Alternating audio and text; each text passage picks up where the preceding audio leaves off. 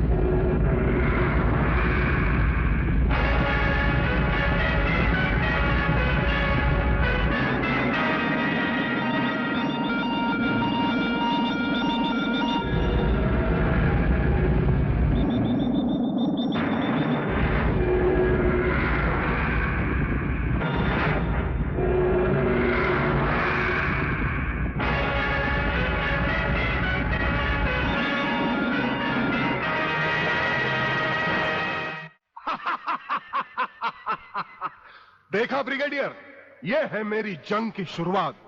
अब तुम सबके सामने ये मेरे तीनों मिसाइल्स ईस्ट, वेस्ट और नॉर्थ कमांड को खत्म करेंगे और हिंदुस्तान पर विदेशी हुकूमत का झंडा लहराएगा। और इस देश की बर्बादी तुम सब अपनी आंखों से देखोगे। ये देखो।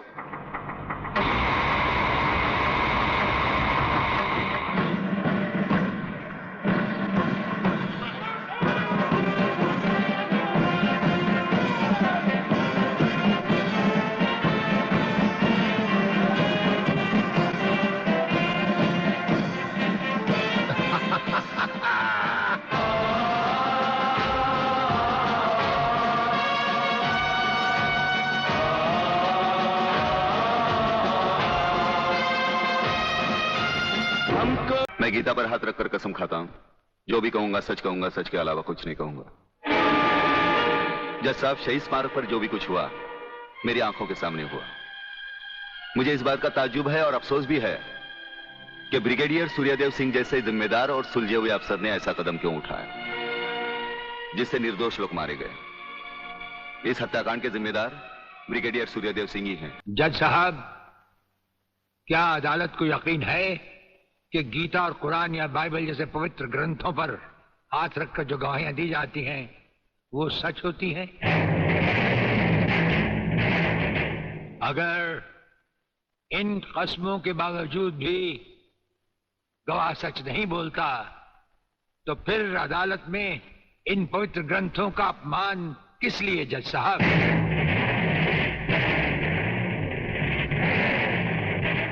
सरकारी वकील का कहना यह है कि अनीता चौधरी की लाश के पास संजय चौहान का पर्स मिला।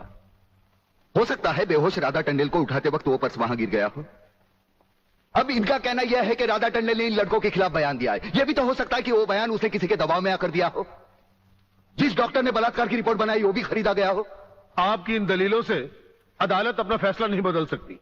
अगर फैसला ऐसे सबूत और गवाहों की बिना पर ही होता है जो पैसे से खरीदे जा सकते हैं तो बंद करवा दीजिए ऐसे रस्म और रवाज जो कि झूठे हैं। ये मुकद्दस ग्रंथ हमारे धर्म और ईमान का ताज है, हमारी जिंदगी की बुनियाद है। हम ये कसम खाएं भी तो कैसे खाएं? यह अदालत आपकी दलीलों की कदर करती है ब्रिगेडियर साहब, लेकिन यह अदालत की बरसों पुरानी रस्म है जो मैं नहीं बदल सकता। कोई परवाह नहीं है मुझे इस बात की।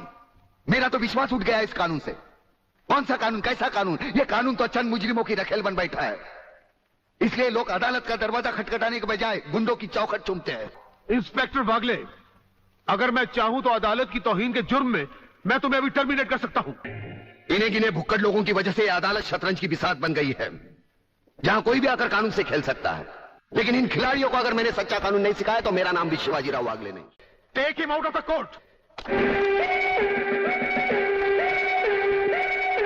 अगर जिंदगी में किसी से रिश्वत ना ली हो तो ही मुझे हाथ लगाना।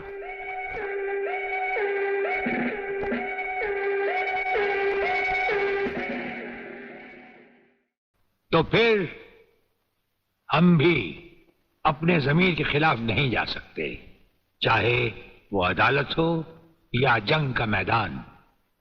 आप अपना फैसला सुनाकर अदालत की रस्म को पूरा कीजिए। तमाम सबूत और गवाहों के बयानात को मद्देनजर रखते हुए यह अदालत इस नतीजे पर पहुंची है कि शहीद स्मारक पर बेगुनाहों पर पुलिस ने गोली ब्रिगेडियर सूर्यदेव सिंह के कहने पर चलाई। इसलिए यह अदालत ब्रिगेडियर सूर्यदेव सिंह को 1 साल कैद की सजा सुनाती है। इत्तेफाक नहीं है सर। यह कड़ियां भले ही अलग अलग नजर आ रही हो, लेकिन अगर गौर से देखें तो यह सब एक ही जंजीर की कड़ियां हैं, जिसमें एक न एक दिन जीवनलाल टंडेल, रसिकनाथ और गुंडा स्वामी की कलाइयां फंसेंगी। ये इत्तेफाक नहीं है सर, इत्तेफाक नहीं है।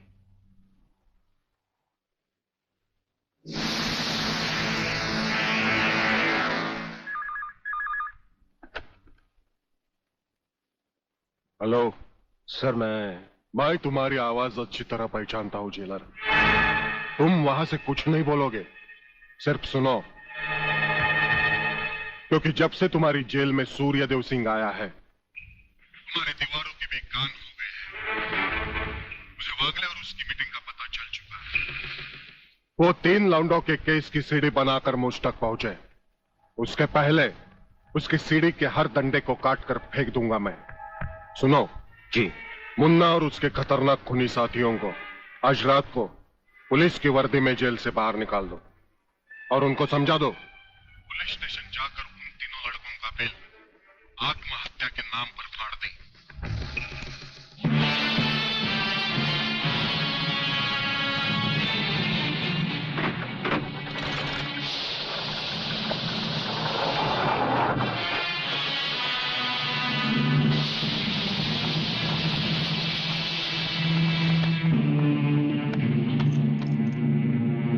टेलीफोन का वायर काट दो, अब इसे बांध दो।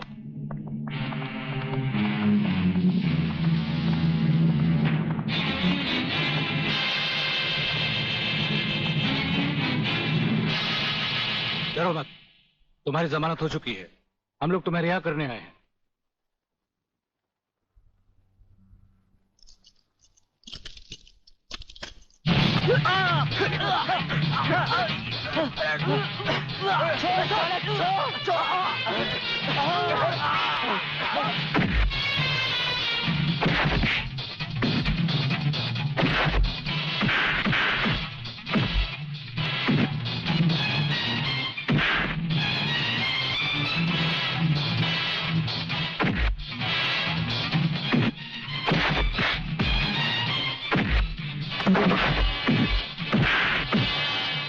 छोड़ना मत संजू।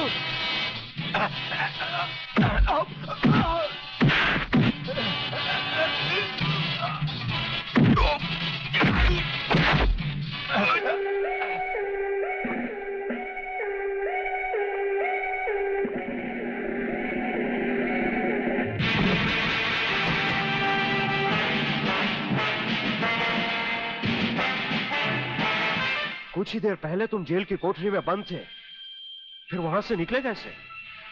और अपने ये कपड़े पहनकर यहाँ किसके हुक्म से आए?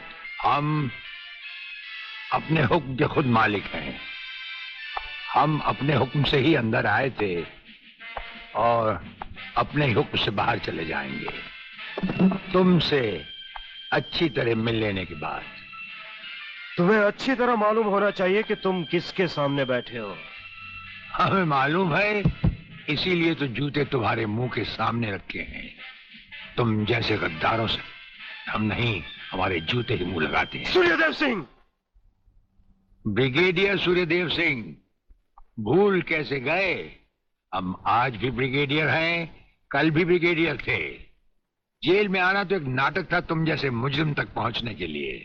और ये रहे तुम्हारे काम के कागज। ये हमारा रिहाई का ऑर्डर और ये है तुम्हारी गिरफ्तारी का वारंट।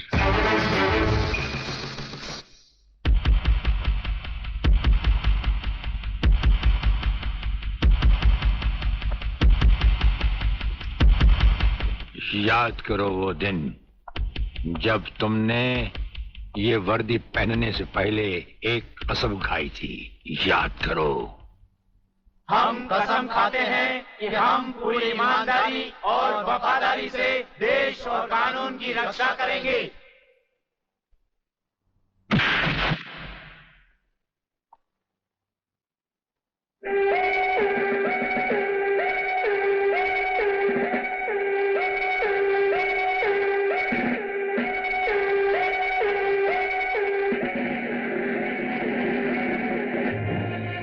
इन नंगों की बारात में ये वर्दी वाला दूल्हा नहीं जाएगा वागले। इसके भी कपड़े उतार डालो।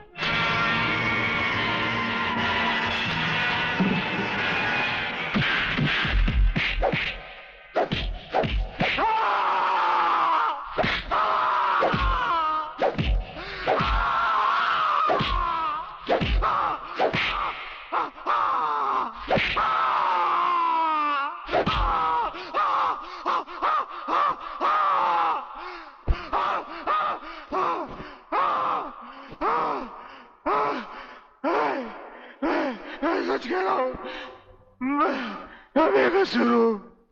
प्रलयनाथ के बारे में मैं कुछ नहीं जानता। बेहोश होने से पहले 3 बार, होश में आने के बाद 3 बार तेरा इसी तरह इलाज करता रहूंगा। यही 1500 की नौकरी करने वाला एक दिन तुझे 150 का कफन पहनाएगा प्रलयनाथ। आज से तू उल्टी गिनती गिनना शुरू कर दे। जिस दिन भी मुझे तेरे खिलाफ एक भी सबूत मिला ना, तुझे ऐसी मौत मारूंगा कि तेरी पापी आत्मा अगले 7 जन्म तक किसी दूसरे शरीर में घुसने के पहले कांप उठेगी। अबे चुप! एक लफ्ज भी आगे बोला तो भून के रख दूंगा। तू मारेगा मुझे? है? चल चला। अब क्या सोच रहा है? चला गोली। अपनी मां का दूध पिया है तो चला गोली। इस बदन को छूने के लिए शेर का कलेजा चाहिए। तेरे जैसा बुज़दिल और नामर्द मुझ पे क्या गोली चलाएगा? चला।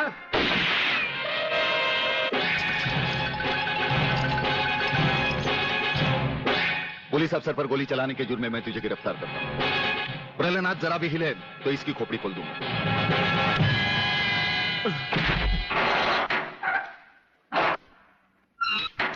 अगले मेरा बाप तुझे छोड़ेगा नहीं। आखिर तुमने वही किया जो हम नहीं चाहते थे। आज तक एक बात मेरी समझ में नहीं आई। आखिर आप चाहते क्या है? क्या आप ये चाहते हैं कि एक के बाद एक की मौत होती रहे और हम चुपचाप देखते रहें? पहले डॉक्टर गुप्ता की मौत हो गई, फिर अली मारा गया, आज इस प्रलयनाथ के पिल्ले ने मुझ पर गोली चलाई। ये देखिए, अगर मैंने बुलेट प्रूफ जैकेट नहीं पहनी होती तो मरने वालों की लिस्ट में मेरा भी नाम जुड़ जाता। लेकिन इसने तुम पर गोली क्यों चलाई? क्योंकि मैंने इसे मजबूर किया था। इसके खिलाफ सारे सबूत मैंने पहले ही इकट्ठा कर लिए थे। सवाल था उंगलियों के निशान का, जो इस रिवॉल्वर पर मौजूद हैं। एक बात मैं दावे के साथ कह सकता हूं सर, अनीता चौधरी का कातिल और राधा टंडेल से शरीर संबंध रखने वाला यही है रसिकनाथ। डीआईजी के बेटे संजय को फंसाया है क्योंकि वो अपने बाप के कातिल का चश्मदीद गवाह है। वागले, अब हम इसे उस अस्पताल में ले जाएंगे जहां इसके अंदर के छुपे हुए राज एक बीमारी की तरह बाहर आ जाएंगे।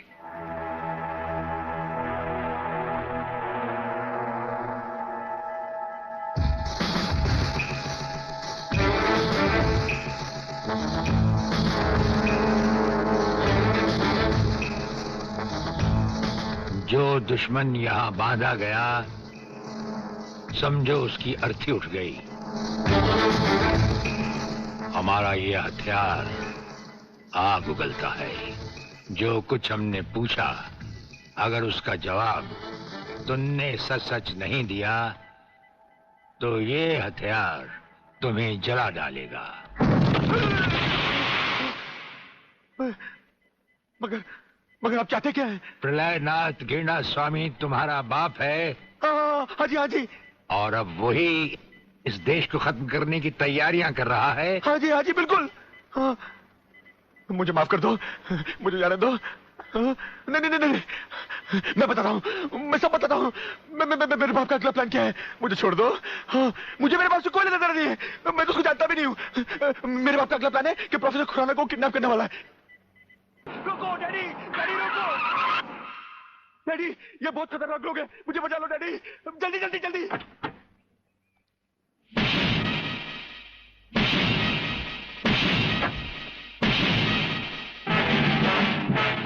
प्रलयनाथ, वो रहा तुम्हारा कबूतर बेटा, और उसके गले में है जला देने वाला बम।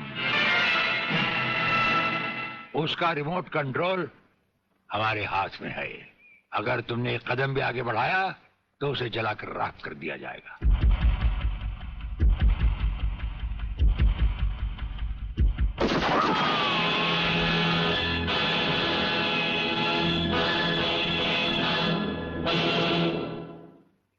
काफी हो गया, ये तमाशा बंद करो प्रलयनाथ। हाँ डैडी, आप वो ही करिए जो ये कहते हैं, वरना ये लोग बहुत खतरनाक लोग हैं, मुझे मार डालेंगे। क्या चाहते हो तुम? क्या मजेदार सवाल किया तुमने, समझे नहीं। प्रोफेसर खुराना को वापस करो और अपने इस कबूतर बेटे को यहां से लेकर रफू चक्कर हो जाओ।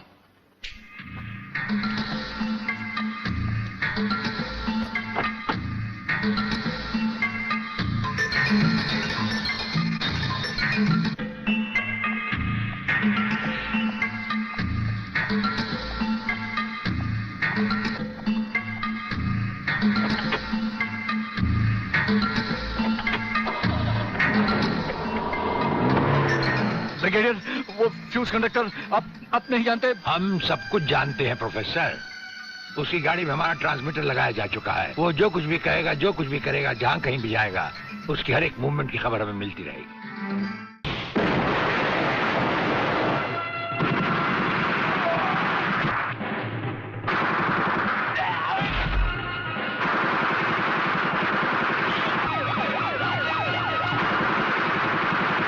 Underground guards ready for attack.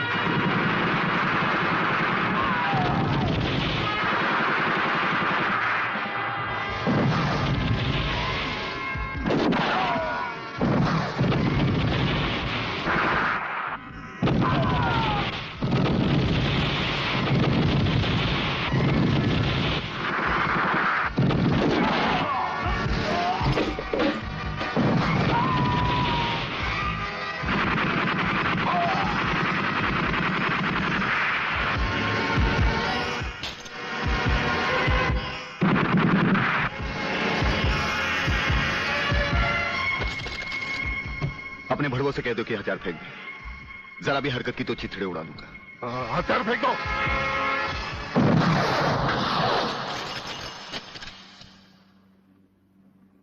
हम तो समझे थे कि तुम जंगबाजों की तरह जंग लड़ोगे, लेकिन तुम तो एक घटिया किस्म के भगौड़े प्यादे निकले। अधूरे में ही हथियार डाल दिए। प्रलयनाथ कभी कोई जंग अधूरी नहीं लड़ता ब्रिगेडियर। देखना चाहते हो तो देखो।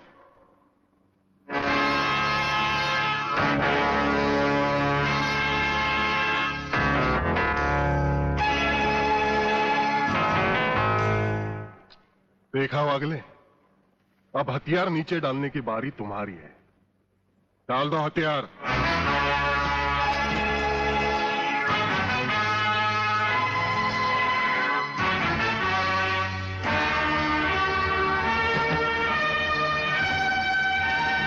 ब्रिगेडियर, हथियार नीचे डाल दो।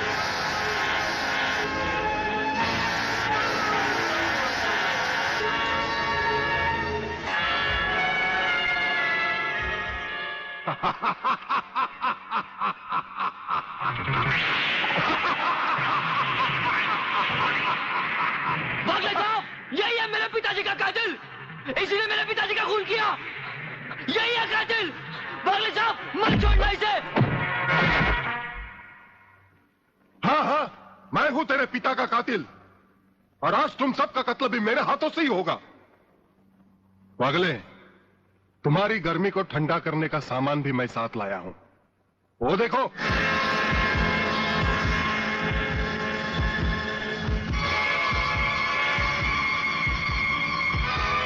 खबरदार अपनी जगह से हिलने की कोशिश की। एक ही बटन दबाऊंगा, सबको राख कर दूंगा। अगर देखना चाहते हो तो ये देखो।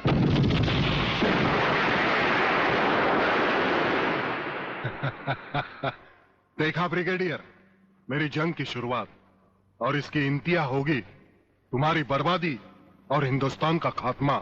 हिंदुस्तान का खात्मा? हिंदुस्तान का खात्मा तो सदियों से कोई नहीं कर सका। वो तो एक ख्वाब ही रहा जो न कभी पूरा हुआ था और न कभी होगा। रहा हमें मारने की बात, तो फिर हिंदुस्तान में शेर बचे ही कितने हैं? उन्हें तो हुकूमत भी मारने की इजाजत नहीं देती। और फिर तुम जैसे गेंडे की शक्ल की औकात ही क्या? मेरी औकात का पता तो तुम्हें आज ही चलेगा ब्रिगेडियर। मैं भी देखता हूं इन शेर के जबड़ों में कितने दांत हैं।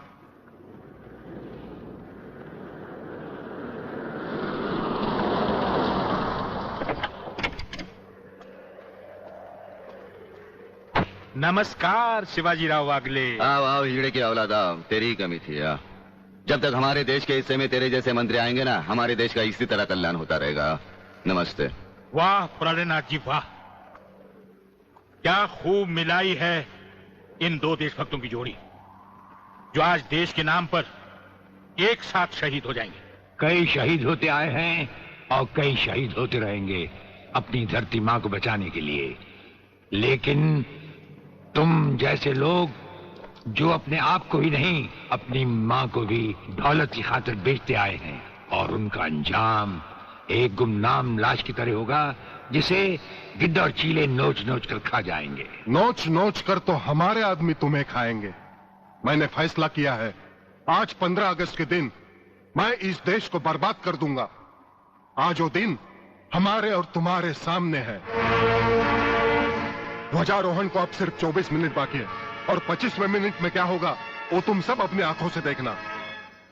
प्रलय 1 आउट, रेडी फॉर टारगेट।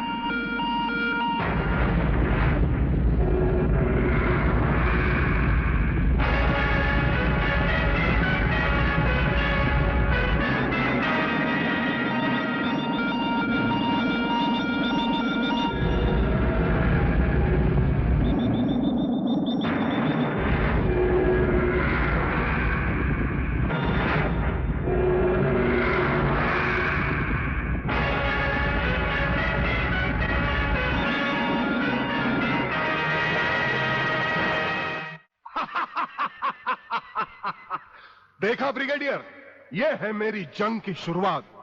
अब तुम सबके सामने ये मेरे तीनों मिसाइल्स ईस्ट, वेस्ट और नॉर्थ कमांड को खत्म करेंगे और हिंदुस्तान पर विदेशी हुकूमत का झंडा लहराएगा। और इस देश की बर्बादी तुम सब अपनी आंखों से देखोगे। ये देखो,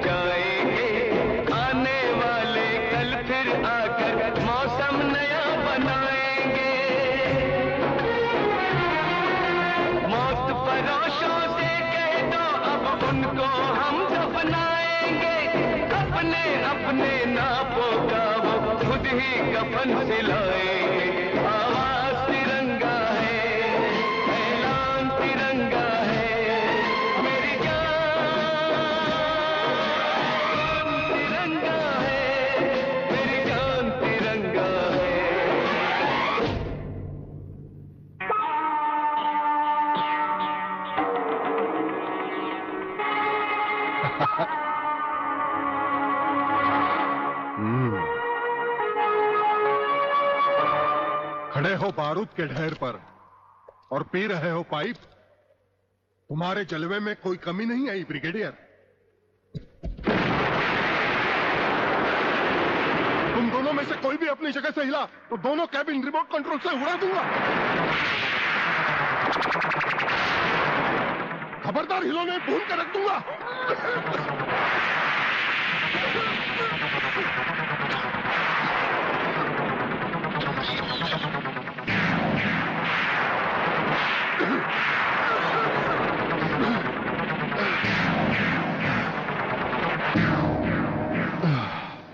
ये तो हमारे एक छोटे से पीने वाले पाइप का कमाल था।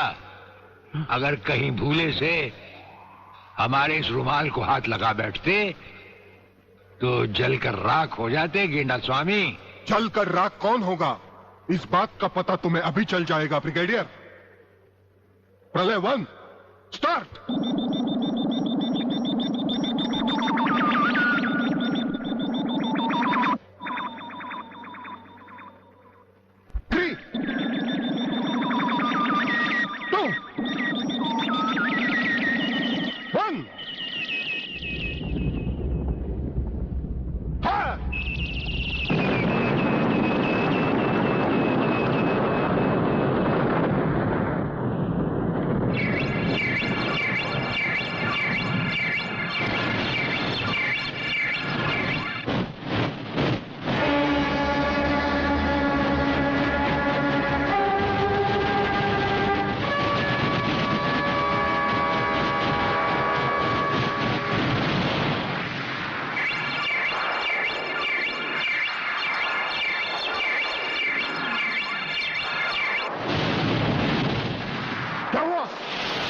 तीसरा सब मिसाइल चालू कर दो।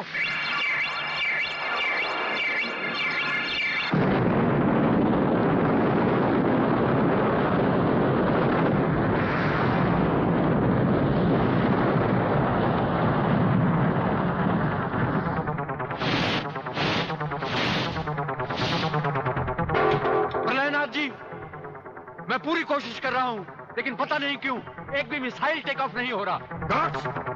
इसका टेक ऑफ कर दो। हमारा वो पाइप डायनामाइट से भरा हुआ था। हम जानते थे कि तुम कभी ना कभी हमारे हाथ से छीन कर उसे फेंकोगे।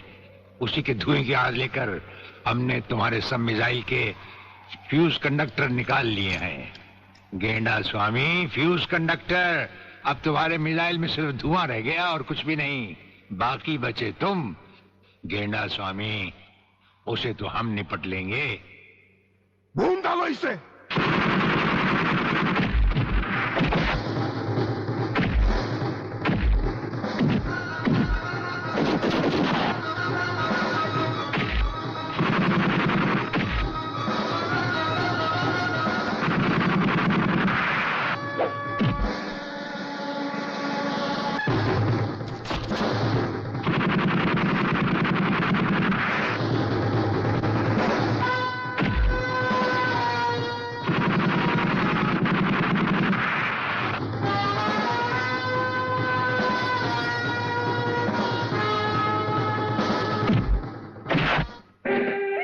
मैं शिवाजीराव बागले, मराठा। मराठा मरता है या मारता है? याद है मैंने तुझे एक दिन कहा था, यही 1500 की नौकरी करने वाला एक दिन तुझे 150 का कफन पहनाएगा।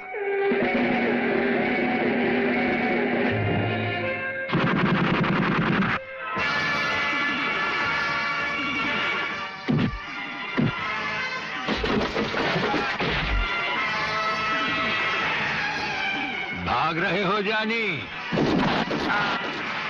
प्रधानमंत्री का ख्वाब देखने वाले मंत्री ब्रिगेडियर का सलाम नहीं लोगे? नहीं, मुझे मत मारो, मुझे मत मारो। तुम जैसा गद्दार और कहता है मुझे